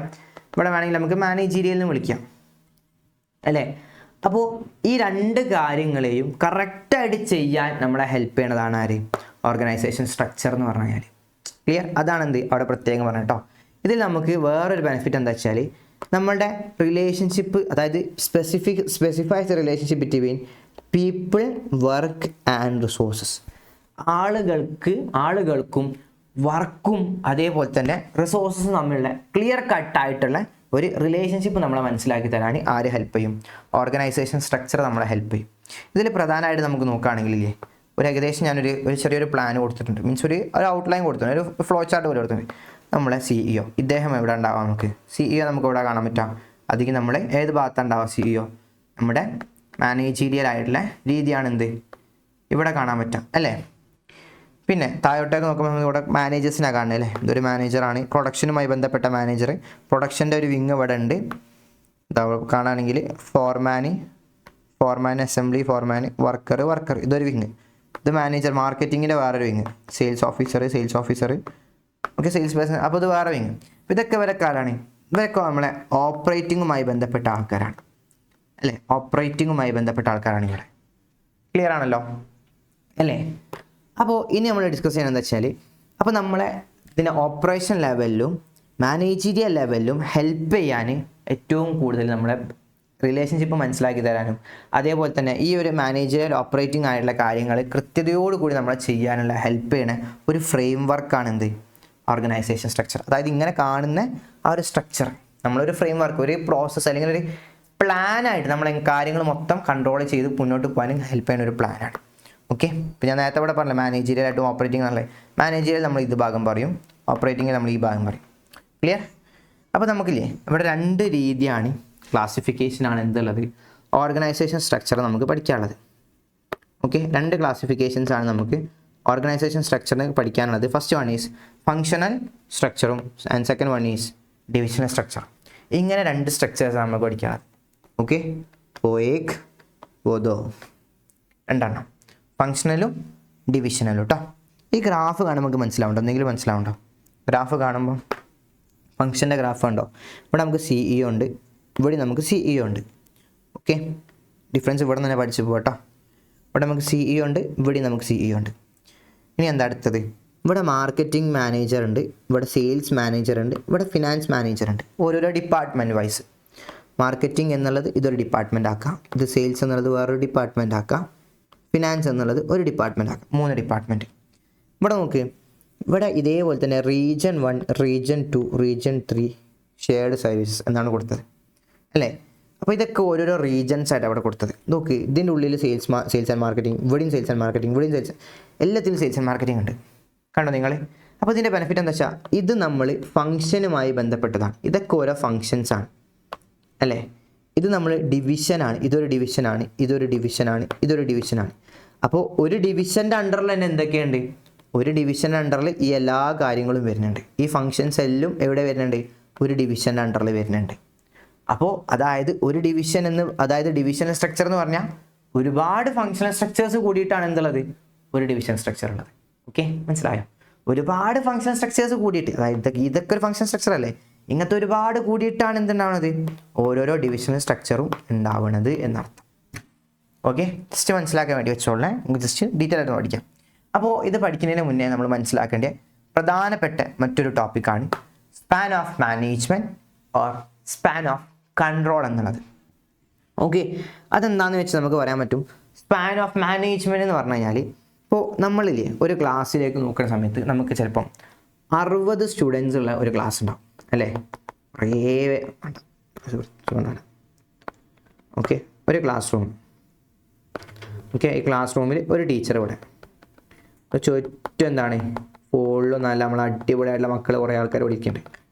ഓക്കെ, അപ്പോൾ ഇതിലിപ്പോൾ നമ്മൾ ഏകദേശം നമ്പർ വെച്ച് ഒരു 60 സ്റ്റുഡൻസ് കൗണ്ട് വെച്ച് ഇതേപോലെ തന്നെ എന്താക്കി നമ്മൾ വേറൊരു ക്ലാസ് പോയി നോക്കി.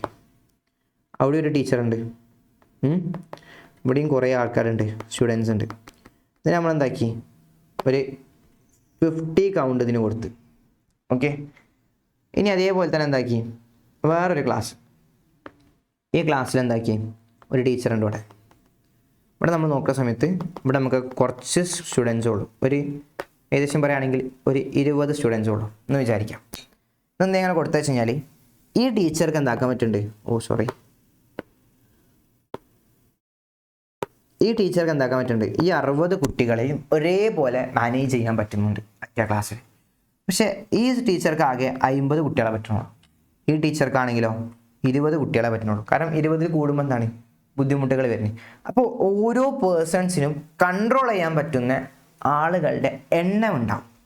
ഓക്കെ, ഓരോ ആൾക്കാർക്കും ഇപ്പോൾ എനിക്കാണെങ്കിലും എന്താണ് നമ്മളൊരു ക്ലാസ് കയറി കഴിഞ്ഞ് കഴിഞ്ഞാൽ നമുക്കൊരു കൺട്രോളിങ് ലിമിറ്റ് ഉണ്ടാവും. അത് കഴിഞ്ഞ് കഴിഞ്ഞാൽ നമുക്ക് എന്താണ് ഇരിക്കടാ മുണ്ടാണ്ടിക്കടാ എന്ന് പറഞ്ഞിട്ട് കാര്യമില്ല, നമുക്ക് അറിയാമല്ലോ.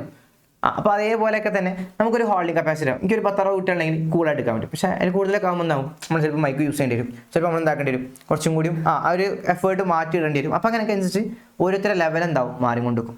അപ്പോൾ ഓരോ ആൾക്കാർക്ക് എന്താണ് ഓരോരോ ലെവലാണ് ഉണ്ടാവുക. അപ്പോൾ അത് ഞാൻ ഒരു ആസ് എ ഹ്യൂമൻ ബീയിങ് ആയിട്ട് പറയുന്നതാണ്. ഇനി നമ്മൾ ബിസിനസ്സിലേക്ക് വരുന്ന സമയത്ത് ഇവിടെ ആരാളുള്ളത്, മാനേജേഴ്സ് ഉള്ളത്. ഇവിടെ ഓരോ മാനേജേഴ്സ് ആണെന്ന് വിചാരിക്കുക കേട്ടോ. ഇതിനൊക്കെ മൊത്തം നമ്മളെന്താക്കി മാനേജേഴ്സ് ആക്കി മാറ്റി. ഓക്കെ, അപ്പോൾ ഓരോ മാനേജേഴ്സിനും ഹോൾഡ് ചെയ്യാൻ പറ്റുന്ന അല്ലെങ്കിൽ കൺട്രോൾ ചെയ്യാൻ പറ്റുന്ന, അതും എങ്ങനെ എഫക്റ്റീവായിട്ട് കൺട്രോൾ ചെയ്യണേ, തോന്നിയ മാതിരിയല്ല, എഫക്റ്റീവായിട്ട് കൺട്രോൾ ചെയ്യാൻ പറ്റുന്ന ആൾക്കാരുടെ എണ്ണം, അതിനെ നമ്മൾ വിളിക്കുന്ന പേരാണെന്ത്, span of management or span of control എന്ന് പറയുന്നത്. ക്ലിയർ ആണോ? Okay, span of management refers to the number of subordinates that can effectively managed by a superior or how many subordinates are under one superior. Okay, ഒരു സുപ്പീരിയർക്ക് handle ചെയ്യാൻ പറ്റുന്ന എഫക്റ്റീവായിട്ട് control ചെയ്യാൻ പറ്റുന്ന സബോർഡിനേറ്റ്സിൻ്റെ എണ്ണത്തെ വിളിക്കുന്ന പേരാണ് എന്ത്, span of management or span of control എന്ന് പറയുന്നത്. ഓക്കെ, ക്ലിയർ ആണല്ലോ.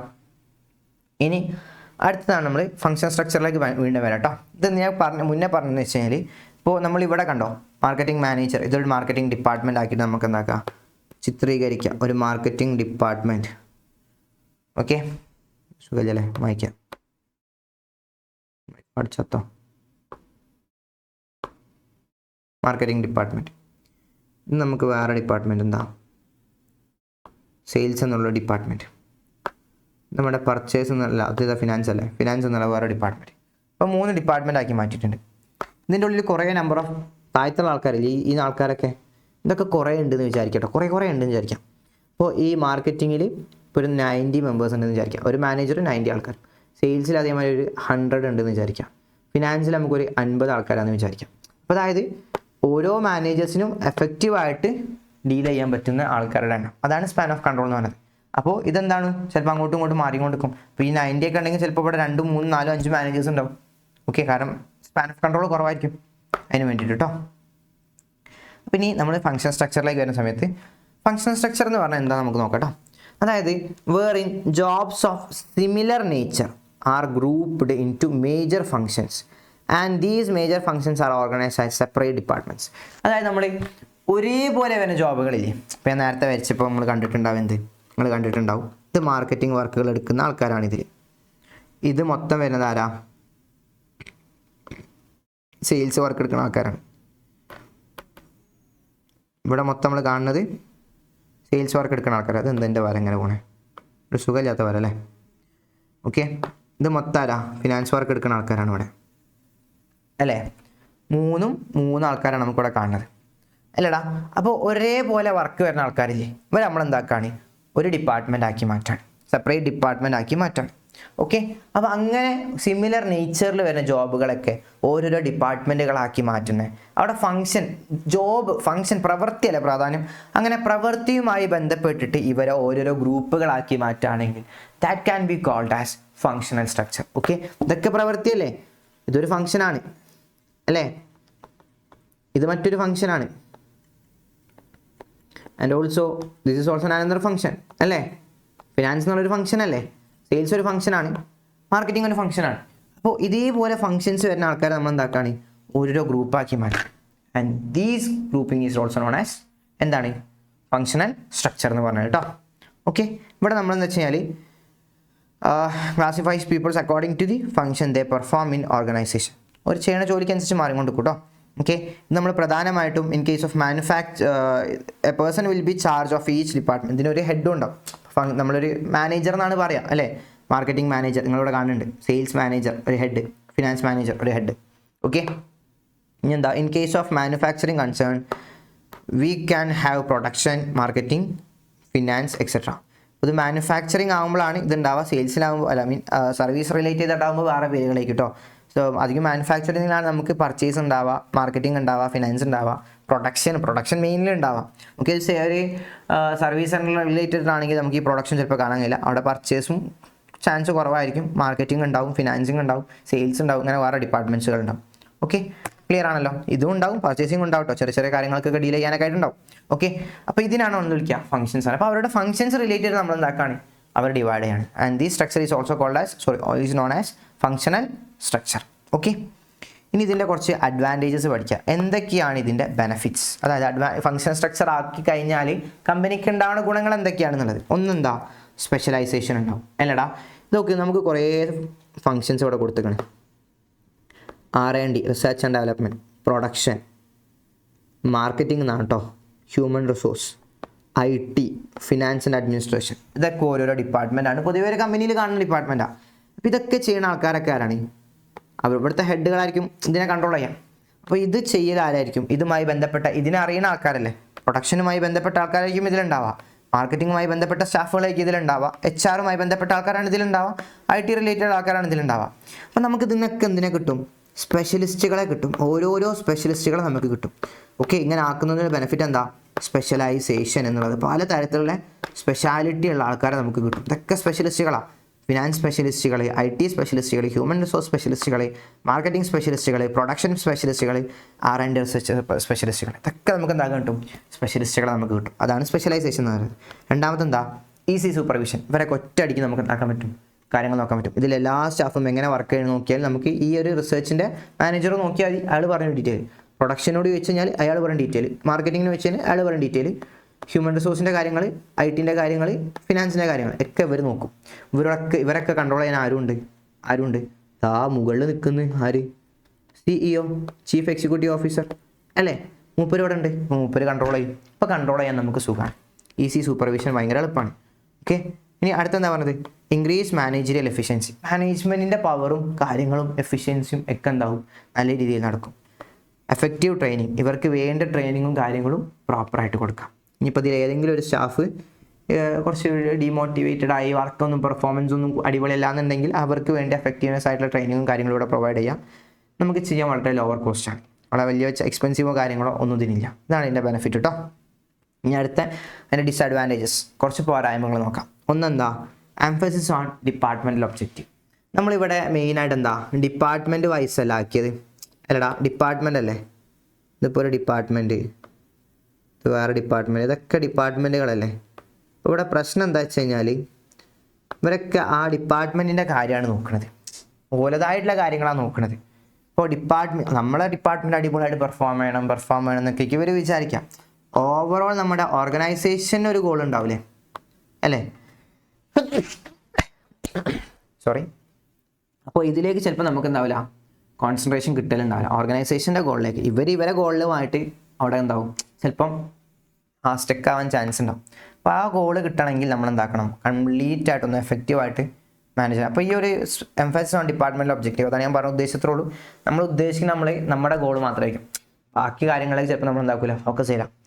അടുത്തെന്താ, കോൺഫ്ലിക്റ്റ് ബിറ്റ്വീൻ ഡിപ്പാർട്ട്മെൻറ്റ്. ഈ ഡിപ്പാർട്ട്മെൻറ്റും മറ്റു ഡിപ്പാർട്ട്മെൻറ്റും തമ്മിൽ എന്താവും, കോൺഫ്ലിക്റ്റ് ഉണ്ടാവാൻ സാധ്യതയുണ്ട് അല്ലേ. അപ്പം നമ്മളൊക്കെ എപ്പോഴും കേൾക്കുന്ന കാര്യമാണ് എന്ത്, ഇങ്ങനെ ഡിപ്പാർട്ട്മെൻറ്റ് വൈസ് പല തരത്തിലുള്ള കോൺഫ്ലിക്റ്റുകളും ഉണ്ടാവും.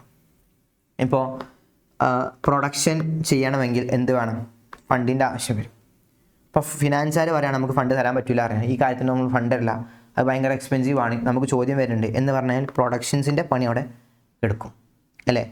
പ്രൊഡക്ഷൻ ചെയ്ത സാധനം മാർക്കറ്റിങ്ങിൻ്റെ ആൾക്കാർ പ്രോപ്പറായിട്ട് മാർക്കറ്റ് ചെയ്തിട്ടില്ലെങ്കിൽ പ്രൊഡക്ഷൻ്റെ ഫങ്ഷൻ എന്താണ്, അവിടെ കിടന്നു, വെറുതെ കിടന്നു അല്ലേ.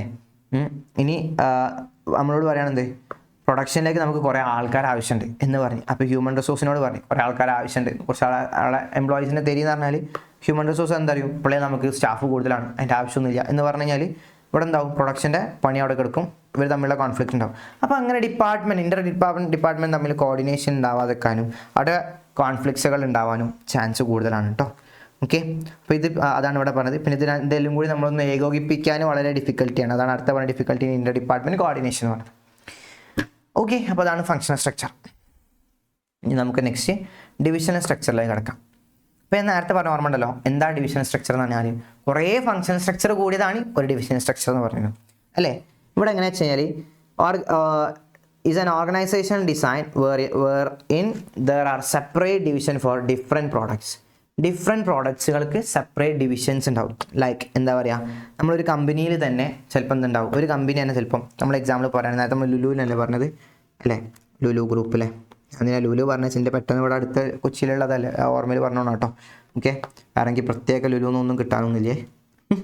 നോ ഫോർ എന്താണ് നമ്മൾ പറഞ്ഞ മാതിരി ചില റീൽസിലെ ആൾക്കാർ പറയല്ലേ ഇത് കൊളാബല്ല, പെയ്ഡ് പ്രൊമോഷൻ അല്ല എന്നൊക്കെ പറയാം, അങ്ങനെ ഒന്നല്ല കേട്ടോ. ഓക്കെ, അപ്പോൾ ലുലുവിനാണെങ്കിൽ നമുക്ക് എന്താണ് കാണുമ്പം നമുക്ക് മനസ്സിലാവുന്ന കാര്യമാണ്, ലുലു ഫാഷൻസ് ഉണ്ട്, നമുക്ക് ലുലു എഴുതണ്ട കുറേ ഇപ്പോൾ ലുലുവിൻ്റെ അണ്ടറിൽ തന്നെ ഫാഷൻസ് ഉണ്ട് അല്ലേ, ട്രെൻഡി ഫാഷൻസും കാര്യങ്ങളെല്ലാം ഉണ്ട്. പിന്നെന്താ ലുലുവിൻ്റെ സ്റ്റോർ ഉണ്ട്, വേറെ മറ്റേ സാധനം ഗാഡ്ജറ്റ്സും കാര്യങ്ങളൊക്കെ കിട്ടണേ. പിന്നെ ലുലു ഗോൾഡ് ഉണ്ടോ ഉണ്ട് തോന്നുന്നല്ലേ. അപ്പോൾ ഇങ്ങനെ കുറേ സാധനങ്ങളുണ്ട്, വാട്ട് എവർ ഇറ്റ് ഈസ്. അപ്പോൾ ഇതിൻ്റെ അണ്ടറിലൊക്കെ എന്ത് വരും മറ്റേ ഫങ്ഷൻസ് ഇല്ലേ, ഫങ്ഷണൽ ഡിവിഷൻസ്, ഫങ്ഷണൽ സ്ട്രക്ചർ, അത് മൊത്തം ഇതിൻ്റെ അണ്ടറിൽ വരും, ഇതിൻ്റെ അണ്ടറിൽ വരും. ഇതാണ് എന്ത് ഡിവിഷണൽ സ്ട്രക്ചർ എന്ന് പറയുന്നത് കേട്ടോ. അപ്പോൾ ഡിഫറെൻറ്റ് പ്രോഡക്ട്സുകളുള്ള ആൾക്കാരാണ് പൊതുവേ ഇങ്ങനെ കാര്യങ്ങൾ ചെയ്യുന്നത്. ഓക്കെ, അല്ലെങ്കിൽ ഡിഫറെൻറ്റ് റീജിയൻസിൽ വർക്ക് ചെയ്യുന്ന ആൾക്കാരായിരിക്കും, അല്ലെങ്കിൽ റീജിയൻസ് വൈസ്. അപ്പോൾ നമ്മൾ പ്രോഡക്റ്റ് മാത്രമല്ല റീജിയൻസ് വൈസും. ഓക്കെ, ഇപ്പോൾ നമ്മളിപ്പോൾ ലക്ഷ്യ എന്ന് പറഞ്ഞത് ഒരു കമ്പനിയാണ് അല്ലേ, ലക്ഷ്യ എന്ന് പറഞ്ഞാൽ നമ്മളെ കമ്പനി. ഓക്കെ, നമ്മൾ ലക്ഷ്യനെ നോക്കുകയാണെങ്കിൽ എവിടെയൊക്കെ ഉണ്ട്, പല സ്ഥലത്ത് ലക്ഷ്യം ഉണ്ട് അല്ലേ. എവിടെയൊക്കെ ലക്ഷ്യം ഉണ്ട് നിങ്ങൾക്ക് അറിയോ ലക്ഷ്യം എവിടെയൊക്കെ ഉണ്ടെന്നുള്ളത്. ലക്ഷ്യം നമ്മൾ സ്റ്റേറ്റ് വൈസിൽ പറയുകയാണെങ്കിൽ കേരളത്തിൽ തന്നെ പല ഭാഗത്തുണ്ട്. പിന്നെ എവിടെ ഉള്ളത്, കൊൽക്കത്തയിലുണ്ട്.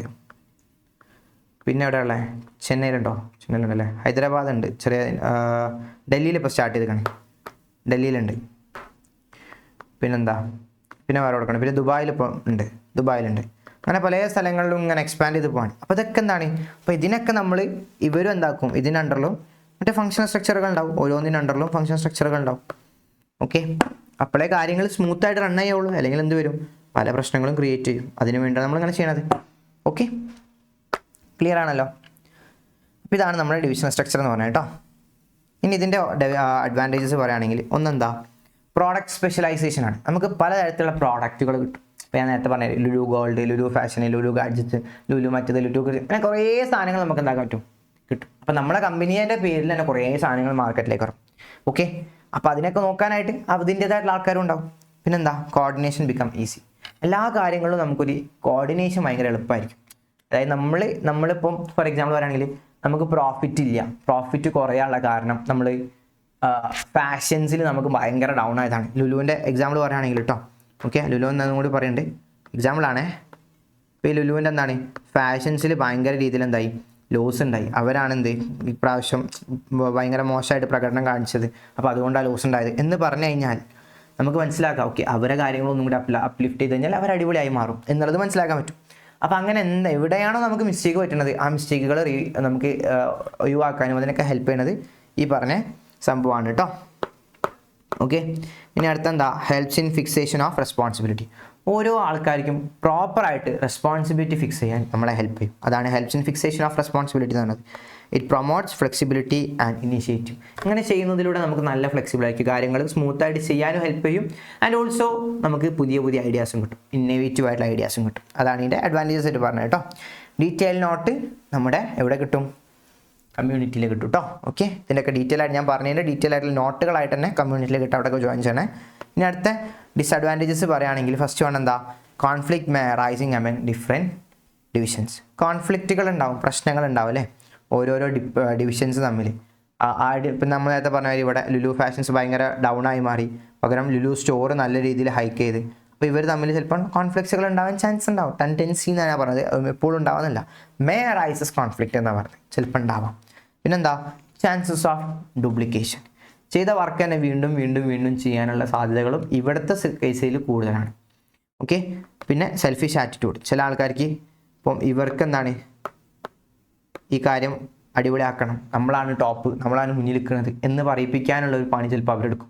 ബാക്കിയുള്ളവനെ കൺസിഡർ ചെയ്യാതെ, കമ്പനി എന്ന് കൺസിഡർ ചെയ്യാണ്ട് അവരുടെ സാധനത്തിന് അപ്ലിഫ്റ്റ് ചെയ്യാൻ വേണ്ടിയിട്ട് അവർക്ക്, അതെല്ലാ ആൾക്കാരുടെയും പ്രധാനമായിട്ട് ഉണ്ടാവേണ്ട സംഭവമാണ്. അപ്പോൾ സെൽഫിഷ് ആറ്റിറ്റ്യൂഡ് ഉണ്ടാവാനുള്ള ചാൻസ് ഉണ്ട്. അപ്പോൾ ഇത്രയും കാര്യങ്ങൾ കേട്ടോ. And the last topic is difference. അപ്പോൾ എന്തൊക്കെയാണ് ഡിഫറൻസുകൾ നമുക്ക് പഠിക്കാനുള്ളത്? ഫസ്റ്റ് വൺ എന്താ, ഡിവിഷൻ സ്ട്രക്ചർ എങ്ങനെയാണ് ഫോം ചെയ്തത് എന്ന് നോക്കട്ടോ. ഫോർമേഷനാണ് ഇവിടെ ഡിവിഷൻ സ്ട്രക്ചർ കൊടുത്തിരിക്കുന്നത്, ഫങ്ഷൻ സ്ട്രക്ചർ കൊടുത്തിരിക്കുന്നത്, ഡിവിഷൻ സ്ട്രക്ചർ കൊടുത്തിരിക്കുന്നത്. അപ്പോൾ എങ്ങനെയാണ് ഡിവിഷൻ സ്ട്രക്ചർ എന്ന് വെച്ച് കഴിഞ്ഞാൽ അവിടുത്തെ ഫോർമേഷൻ നോക്കിക്കഴിഞ്ഞാൽ ഫങ്ഷൻ സ്ട്രക്ചർ ഫോം ചെയ്യാനുള്ള കാരണം അതിൻ്റെ ഫങ്ഷൻസ് റിലേറ്റ് ചെയ്തിട്ട് തന്നെയാണ് അല്ലേ, അതിൻ്റെ പ്രവർത്തനങ്ങൾക്കനുസരിച്ച്. ഇവിടെ നമ്മൾ പ്രോഡക്റ്റുകൾക്കാണ് ഇമ്പോർട്ടൻസ് കൊടുത്തത്, അവിടെ ഫംഗ്ഷൻ ആണെങ്കിൽ ഇവിടെ പ്രോഡക്റ്റുകൾക്ക് ഇമ്പോർട്ടൻസ് കൊടുത്തത്. ഇനി അക്കൗണ്ടബിലിറ്റി എന്ന് പറഞ്ഞാൽ ഇവിടെ എന്താണ്, നമ്മൾ അക്കൗണ്ടബിളിന് ഭയങ്കര ഡിഫിക്കൽട്ട് ആയിരിക്കും. To make accountable as departments are interrelated. അപ്പോൾ ആരാ നല്ല പെർഫോം ചെയ്തത്, ആരൊക്കെയാണ് മോശം ഉണ്ടായത് എന്നുള്ളത് നമുക്കിവിടെ ഫങ്ഷണൽ സ്ട്രക്ചറിൽ നമുക്ക് അക്കൗണ്ടബിൾ ആവാൻ കുറച്ച് പ്രയാസകരമായിരിക്കും. കാരണം എല്ലാം ഇൻ്റർ ഡിപ്പാർട്ട്മെൻ്റ് ആണ്, എല്ലാവരും കൂടി ഒരു ഗോളിനാണ് പ്രയത്നിക്കുന്നത്, എല്ലാവരും കൂടിയിട്ട് ഒരു ഗോളിലേക്ക് എത്തുന്നത് അല്ലേ. അപ്പോൾ ആ ഒരു പ്രയാസകരം ഇവിടെ കൂടുതലായിരിക്കും. ബട്ട് ഇൻ കേസ് ഇവിടെ നമുക്ക് ആ ഇഷ്യൂ വരുന്നില്ല, കാരണം ഇവിടെ എല്ലാവരും കൂടിയും പല ഗോളുകൾക്കാണ് ഇവർ പ്രവർത്തിക്കുന്നത്. അതായത് പല പ്രൊഡക്റ്റുകളാണ്, അപ്പോൾ അവർ ആ ഭാഗത്ത് ആ പ്രൊഡക്റ്റുകൾ അടിപൊളിയാക്കാൻ വേണ്ടി നോക്കുകയാണ്. അപ്പോൾ ആ പ്രശ്നം ഇവിടെ വരുന്നില്ല. ഇവിടെ നമ്മൾ എല്ലാവരും കൂടിയാലേ ഒരു ഗോൾ കിട്ടുള്ളൂ. അപ്പോൾ ആർക്കെങ്കിലും എന്തെങ്കിലും പ്രശ്നം ഉണ്ടെങ്കിൽ ഓട്ടോമാറ്റിക്കലി ഗോൾ എത്തൂല. ഇനി അടുത്ത എന്താ, സ്പെഷ്യലൈസേഷനിലെ this type of structure brings functional specialisation. ഇവിടെ നമുക്ക് മെയിനായിട്ട് എന്താ, ഫങ്ഷണൽ സ്പെഷ്യലിസ്റ്റുകളാണ് കിട്ടുന്നത്, ആ പ്രവർത്തനം ചെയ്യുന്നതിൽ സ്പെഷ്യലിസ്റ്റുകളാണ് കിട്ടുന്നത്. ഇവിടെ നമുക്ക് പ്രോഡക്റ്റ് സ്പെഷ്യലൈസേഷൻസാണ് കിട്ടുന്നത്. കോർഡിനേഷനിൽ നേരത്തെ നമ്മൾ കോർഡിനേഷനാണ് പറയുന്നത്, നമ്മൾ ആദ്യം ബേസിസ് ഓഫ് ഫോർമേഷൻ പറഞ്ഞ്, അക്കൗണ്ടബിലിറ്റി പറഞ്ഞ്, സ്പെഷ്യലൈസേഷൻ പറഞ്ഞ്. കോർഡിനേഷനിൽ പറയുകയാണെങ്കിൽ എന്താ പ്രത്യേകത, difficult for multi product company. നമ്മൾ മൾട്ടി പ്രോഡക്റ്റുകൾ, അതായത് ഡിവിഷൻ സ്ട്രക്ചർ പോലുള്ള ഒരുപാട് പ്രൊഡക്റ്റുകൾ ഡീൽ ചെയ്യുന്ന കമ്പനികളാണെങ്കിൽ അവിടുത്തെ ആളുകൾക്ക് ഫങ്ഷണൽ സ്ട്രക്ചർ നടക്കില്ല, അവർക്ക് ഡിവിഷൻ സ്ട്രക്ചർ തന്നെ വേണം. പക്ഷേ ഒരുപാട് പ്രോഡക്റ്റുള്ള ആളുകൾക്ക് സുഖമാണ് എന്ത്, ഡിവിഷൻ സ്ട്രക്ചർ ഫോളോ ചെയ്യാനല്ലേ. അതാ കോർഡിനേഷനിൽ പറഞ്ഞത്. ഇനി നമ്മൾ കോസ്റ്റിനെ പറ്റി പറയുകയാണെങ്കിൽ ഇവിടുത്തെ കോസ്റ്റ് എങ്ങനെ, functions are not duplicated hence economical. ഇവിടെ ഫങ്ഷൻസ് എന്തല്ല ഡ്യൂപ്ലിക്കേറ്റഡ്, ഓരോരുത്തർക്കും കൃത്യമായിട്ട് പണി കൊടുത്തിട്ടുണ്ടാവും, അപ്പോൾ നമുക്ക് മനസ്സിലാവും. അപ്പോൾ ആ പണിയിൽ വരുന്ന വേസ്റ്റേജുകൾ കുറയ്ക്കാൻ പറ്റും, അപ്പോൾ അതിലൂടെ പൈസ ലാഭിക്കാൻ പറ്റും. ഇവിടെ അങ്ങനെയല്ല, ഇവിടെ പല ഡിപ്പാർട്ട്മെൻറ്റുകൾ ചെയ്യുന്നതിലൂടെ ചിലപ്പോൾ എന്താവാൻ പറ്റും, ഡ്യൂപ്ലിക്കേഷൻ ഉണ്ടാവാൻ ചാൻസ് ഉണ്ട്. അപ്പോൾ അതുകൊണ്ട് കോസ്റ്റ് എന്താവും, കൂടും. ഇനി റെസ്പോൺസിബിലിറ്റി കൊടുക്കുന്നതിലാണെങ്കിൽ difficulty on fixing particular department. ഒരു ഡിപ്പാർട്ട്മെൻറ്റിൻ്റെ മുകളിൽ മാത്രം റെസ്പോൺസിബിലിറ്റി കൊടുക്കൽ എന്തല്ല സാധിക്കുന്ന കാര്യമില്ല. അപ്പോൾ അവർക്കിടയിൽ ഭയങ്കര ഒരു നെഗറ്റീവ് ഇമ്പാക്റ്റ് ഉണ്ടാവും, അങ്ങനെയൊക്കെയുള്ള പല പ്രശ്നങ്ങളും ഉണ്ടാകാൻ ചാൻസ് ഉണ്ട്. അപ്പോൾ അതുകൊണ്ട് തന്നെ നമ്മൾ ഒരു ഡിപ്പാർട്ട്മെൻറ്റിൻ്റെ മാത്രം റെസ്പോൺസിബിലിറ്റി കൊടുക്കൽ എളുപ്പമല്ല. ഇവിടെ നമുക്ക് റെസ്പോൺസിബിലിറ്റി കൊടുക്കാൻ എളുപ്പമാണ്, കാരണം എൻറ്റയർ ഒരു സംഭവത്തിന് നമ്മൾ കൊടുക്കുന്നത് ഒരു ഡിപ്പാർട്ട്മെൻ്റ് അല്ല, ഇവിടെ ഒരു എൻറ്റയർ സാധനത്തിന് മുകളിലാണ് റെസ്പോൺസിബിലിറ്റി കൊടുക്കുക. നമ്മൾ പറയുകയാണെന്ത്, നിങ്ങൾ ഈ പ്രാവശ്യം സെയിൽസ് ഒരു 50% ഇൻക്രീസ് ചെയ്യിപ്പിക്കണം എന്ന് പറഞ്ഞ് അത് അവർക്ക് കൊടുക്കും. പക്ഷേ ഇവിടെ നമുക്ക് എന്താക്കാൻ കഴിയില്ല, പറ്റില്ല. കാരണം ഇവിടെ എല്ലാവരും കൂടിയും ഇൻ്റർ റിലേറ്റഡ് ആണ്, എല്ലാവരും കൂടി ഒരുമിച്ചാലേ നമുക്ക് ആ ഒരു റിസൾട്ടിലേക്ക് എത്തുള്ളൂ. അതാണ് അവർ ഫിക്സ് റെസ്പോൺസിബിലിറ്റി കൊണ്ട് ഉദ്ദേശിച്ചത് കേട്ടോ. ഇനി മാനേജറിയൽ ഡെവലപ്മെൻറ്റ് പറയുകയാണെങ്കിൽ less chance as manager become specialised in one function. Managerial development നമുക്ക് എന്താക്കാൻ പറ്റില്ല, ഇവിടെ നമുക്ക് പറയാൻ പറ്റില്ല. കാരണം എന്താ വെച്ച് കഴിഞ്ഞാൽ ഇവിടെ എന്താ become specialised in one functions only. നമ്മുടെ മാനേജർ ഒരു ഫംഗ്ഷൻ്റെ മാത്രം ബന്ധപ്പെട്ട് നിൽക്കുന്ന ആളാണ്. അപ്പോൾ അതുകൊണ്ട് തന്നെ നമുക്ക് എന്താണ് ഇവിടെ മാനേജറിയൽ ഡെവലപ്മെൻറ്റ് എന്ന് പറഞ്ഞ കാര്യം വളരെ പ്രയാസകരമായിരിക്കും. ഇവിടെ നമുക്ക് കുറേ ചാൻസ് ഉണ്ട്. കാരണം നമുക്ക് വൈഡർ ഓപ്പർച്യൂണിറ്റി ആണ്. മൾട്ടി ഫങ്ഷൻസിൽ ഡീൽ ചെയ്യുന്ന മാനേജേഴ്സ് ഉണ്ടാവാം. ഒരു പ്രൊഡക്റ്റിൻ്റെ പല കാര്യങ്ങളും നമ്മൾ നോക്കി നടക്കുന്ന മാനേജേഴ്സാണ് നമുക്ക് ഇവിടെ ഉണ്ടാവാം. അപ്പോൾ അതുകൊണ്ട് ഇവിടെ മാനേജറിയൽ ഡെവലപ്മെൻറ്റ് ഭയങ്കര ഉണ്ടാവും. ഇനി ഓട്ടോണമി ഓഫ് ഓപ്പറേഷൻ ചോദിച്ചു കഴിഞ്ഞാൽ ഇവിടെ ലെസ് ഓട്ടോണമിയാണ്, ഇവിടെ മോർ ഓട്ടോണമിയാണ്. ഓട്ടോണമി എന്ന് വെച്ചാൽ എന്താ, നമ്മൾ അതോറിറ്റി എന്നൊക്കെ പറയല്ലോ കേട്ടോ. അതോറിറ്റി എന്നൊക്കെ പറയില്ല, അധികാരങ്ങൾ. ഇവിടെ നമുക്ക് ഡിപ്പാർട്ട്മെൻറ്റൽ വൈസിൽ അതോറിറ്റീസ് കുറവായിരിക്കും. പക്ഷെ ഇവിടെ നമുക്ക് കൂടുതലുണ്ട്. നമ്മൾ വിചാരിക്കുന്നമായിട്ടുള്ള കാര്യങ്ങൾ നമുക്ക് അവിടെ ചെയ്യാൻ പറ്റും. അപ്പോൾ അതാണ് ഇവിടെ ഉദ്ദേശിച്ചത് കേട്ടോ, ഓട്ടോണമി എന്നുള്ളത്. അപ്പോൾ ഇത്രയും കാര്യങ്ങളാണ് നമ്മൾ ഇന്നത്തെ ക്ലാസ്സിലോ ഡിസ്കസ് ചെയ്യുന്നത്. നാളെ നമുക്ക് ഡെലിഗേഷനുമായി ബന്ധപ്പെട്ട് കുറച്ച് കാര്യങ്ങൾ ബാക്കി ഡീൽ ചെയ്യാണ്ട് അത് നമ്മൾ അടുത്ത ക്ലാസ്സിൽ എന്താക്കും, കംപ്ലീറ്റ് ആക്കും. അതോടുകൂടി നമ്മുടെ ചാപ്റ്റർ മാക്സിമം കഴിയും കേട്ടോ. പിന്നെ നമ്മൾ കുറച്ചും കൂടി അടിപൊളിയായിട്ടുള്ള കാര്യങ്ങൾ, കുറച്ചും കൂടി ക്വസ്റ്റ്യൻസും കാര്യങ്ങളൊക്കെ ഡീൽ ചെയ്യും. അപ്പോൾ നമ്മൾ ഇന്നത്തെ ലൈവിൽ ഡിസ്കസ് ചെയ്തത് മെയിനായിട്ടും ഇമ്പോർട്ടൻസ് ആണ്, പിന്നെ ഓർഗനൈസേഷൻ സ്ട്രക്ചറാണ്, ഡിവിഷൻ സ്ട്രക്ചറും പിന്നെ എന്താ ഫങ്ഷൻ സ്ട്രക്ചറും, അതിൻ്റെ മെറിറ്റ്സ് ഡിമെറിറ്റ്സ് കാര്യങ്ങളൊക്കെയാണ്. ഈ ലൈവ് മനസ്സിലായിട്ടുണ്ടാവും എന്ന് വിചാരിക്കുന്നത്, ലൈവിലെ ഈ ഒരു ക്ലാസ് മനസ്സിലായിട്ടുണ്ടാവും എന്ന് വിചാരിക്കുന്നത്. ഈ ക്ലാസ്സിൽ എന്തെങ്കിലും ഡൗട്ടോ കാര്യങ്ങളോ എന്തെങ്കിലും പ്രശ്നങ്ങളുണ്ടെങ്കിൽ please write down your comments in my comment section. അപ്പോൾ എനിക്ക് എന്താക്കാൻ പറ്റും, ഓക്കെ ഇങ്ങനത്തെ പ്രശ്നങ്ങളുണ്ട് എന്ന് മനസ്സിലാക്കാനും അടുത്ത ക്ലാസ്സിൽ അത് നിങ്ങൾക്ക് ക്ലിയർ ചെയ്ത് തരാനും പറ്റും. അപ്പോൾ എല്ലാവരും എന്താക്കുക, കമൻസുകൾ ചെയ്യുക. എന്ത് ബുദ്ധിമുട്ടുണ്ടെങ്കിൽ കമൻറ്റ് ചെയ്തോളൂ കേട്ടോ. ഓക്കെ, ക്ലാസ്സുകൾ കണ്ടിട്ട് അതിൻ്റെ വിലയുടെ അഭിപ്രായങ്ങളും നിങ്ങൾ എന്താക്കണം, രേഖപ്പെടുത്തണം. ഇതിൻ്റെ പോസ്റ്റ് ക്വസ്റ്റ്യൻസും, അതായത് ക്ലാസ് കഴിഞ്ഞല്ലോ, ഇപ്പോൾ ഇതിൻ്റെ ക്വസ്റ്റ്യൻ ആൻസേഴ്സ്, ഇപ്പോൾ എടുത്തതിൻ്റെ ക്വസ്റ്റ്യൻ ആൻസേഴ്സ് നിങ്ങൾക്ക് എന്താക്കും, നമ്മുടെ ഗ്രൂപ്പിൽ ഇപ്പോൾ വരും കേട്ടോ. ഈ ക്ലാസ് കഴിഞ്ഞ് കഴിഞ്ഞാൽ ഓട്ടോമാറ്റിക്കലി അതിലെന്താക്കും വരും, പോൾ ക്വസ്റ്റ്യൻ ഉണ്ടാവും. അതിന് ആൻസർ ചെയ്യാൻ മറക്കരുത്. അപ്പോഴേ നമുക്ക് 1 മാർക്ക് ക്വസ്റ്റ്യൻസ് എങ്ങനെയാണെന്ന് മനസ്സിലാക്കാൻ പറ്റുള്ളൂ. അപ്പോൾ നമ്മുടെ ചാപ്റ്ററിൻ്റെ ഒരു വിഹിതം നമ്മൾ ഇവിടെ തീർക്കാണ്. അടുത്ത വിഹിതം നെക്സ്റ്റ് ക്ലാസ്സിൽ കാണാം. Okay, this is Muhammad Nisham signing out from Lakshya school plus. By.